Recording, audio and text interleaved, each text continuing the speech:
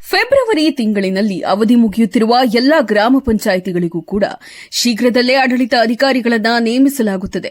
ಈಗಾಗಲೇ ಆದೇಶ ಹೊರಡಿಸಲಾಗಿದೆ. ಸರ್ಕಾರದ ಮಹತ್ವಾಕಾಂಕ್ಷಿಯಾದ ಯಶಸ್ವಿನಿ ಯೋಜನೆಯನ್ನ ಸದುಪಯೋಗ ಪಡಿಸಿಕೊಳ್ಳಲು ಶಾಸಕ ಎಸ್ಆರ್ ಶ್ರೀನಿವಾಸ್ ಕರೆಯನ್ನ ನೀಡಿದರು.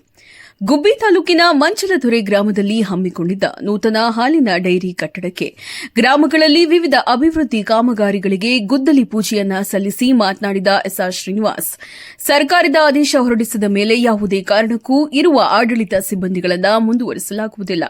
ಸರ್ಕಾರದ ಆದೇಶ ಮಾಡಿರುವುದರಿಂದ ಬಹುತೇಕ ಮುಂದಿನ ತಿಂಗಳಲ್ಲಿ ಎಲ್ಲಾ ಗ್ರಾಮ ಪಂಚಾಯಿತಿಗಳಿಗೆ ಆಡಳಿತ ಅಧಿಕಾರಿಗಳನ್ನು ನೇಮಿಸಲಾಗುತ್ತದೆ. ಗ್ರಾಮ ಪಂಚಾಯಿತಿ ಚುನಾವಣೆ ನಡೆಯುವವರೆಗೂ ಮಾತ್ರ ಆಡಳಿತ ಅಧಿಕಾರಿಗಳು ಇರುತ್ತಾರೆ. ಈಗಾಗಲೇ ಎಲ್ಲಾ ಸ್ಥಳೀಯ ಚುನಾವಣೆಗಳನ್ನು ಮಾಡಬೇಕೆಂದು ಚುನಾವಣಾ ಆಯೋಗ ಕೂಡ ಸಕಲ ಸಿದ್ದತೆಗಳನ್ನು ಮಾಡಿಕೊಳ್ತಾ ಇದೆ. ಇನ್ನು 3-4 ತಿಂಗಳ ಒಳಗಾಗಿ ಗ್ರಾಮ ಪಂಚಾಯಿತಿ, ಜಿಲ್ಲಾ ಪಂಚಾಯಿತಿ, ತಾಲೂಕು ಪಂಚಾಯಿತಿ ಚುನಾವಣೆಗಳನ್ನು ನಡೆಸಲು ಸರ್ಕಾರ ಸಿದ್ದತೆಗಳನ್ನು ಮಾಡಿಕೊಳ್ಳುತ್ತಿದೆ ಎಂದು ತಿಳಿಸಿದರು.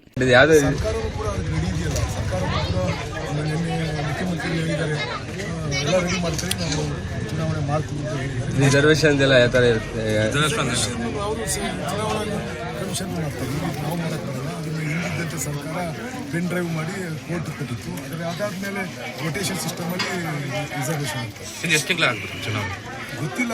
ಸರ್ಕಾರ ಶಿಕ್ಷಕರು ಮಾಡ್ತೀವಿ ಅಂತ ಹೇಳಿದ್ರು. ಜಿಲ್ಲಾ ಪಂಚಾಯತ್, ತಾಲೂಕು ಪಂಚಾಯತ್ ಒಟ್ಟಿಗೆ ಮಾಡ್ತೀವಿ ಅಂತ ಗೊತ್ತಿಲ್ಲ. ಅದ್ರ ಬಗ್ಗೆ ನನಗೇನು ಮಾಹಿತಿ ಇಲ್ಲ ಸರ್. ವಿಮೆ ಬಗ್ಗೆ ಆಗಲಿ ಏನು ಹೇಳ್ತೀರಿ? ಈಗ ನಮ್ಮಲ್ಲಿ ಹೊಸದಾಗಿ ಯಶಸ್ವಿ ಯೋಜನೆ ಜಾರಿಗೆ ತರ್ತಾ ಇದ್ದೀವಿ. ಎಲ್ಲ ಸಾರ್ವಜನಿಕರಲ್ಲಿ ಮನವಿ ಮಾಡ್ಕೊಳ್ತಕ್ಕಂಥದ್ದು, ಎಲ್ಲರೂ ಕೂಡ SC/ST ಅವರಿಗೆ ಫ್ರೀಯಾಗಿ ನಾವು ಆಧಾರ್ ಕಾರ್ಡ್ ಕೊಟ್ಟರೆ ಯಶಸ್ವಿನಿ ಕಾರ್ಡ್ ಮಾಡ್ತೀವಿ. ಮತ್ತು ಜನರಲ್ನವರು ಒಂದು ಕುಟುಂಬಕ್ಕೆ 400 ರೂಪಾಯಿ ಕಟ್ಟಬೇಕು. 400 ರೂಪಾಯಿ ಕಟ್ಟಿದ್ರೆ ಆ ಕುಟುಂಬದಲ್ಲಿ ಎಷ್ಟು ಜನ ಇರ್ತಾರೋ 10 ಜನಕ್ಕೂ ಕೂಡ ಏನಾದರೂ ತೊಂದರೆ ಇದ್ದರೆ ಅವರಿಗೆ ಯಾವುದೇ ಪ್ರತಿಷ್ಠಿತ 385 ಹಾಸ್ಪಿಟಲ್ಗಳು, ನೀವು ಬೆಂಗಳೂರ ಇರ್ತಕ್ಕಂಥ ಪ್ರತಿಷ್ಠಿತ ಹಾಸ್ಪಿಟಲ್ ಇರ್ಬೋದು, ತುಮಕೂರಾಗಿರೋ ಪ್ರತಿಷ್ಠಿತ ಹಾಸ್ಪಿಟಲ್, ಸಿದ್ಧಗಂಗಾ ಹಾಸ್ಪಿಟಲ್ ಇರ್ಬೋದು, ಯಾವುದೇ ದೊಡ್ಡ ಹಾಸ್ಪಿಟಲ್ ಫ್ರೀ ಟ್ರೀಟ್ಮೆಂಟ್.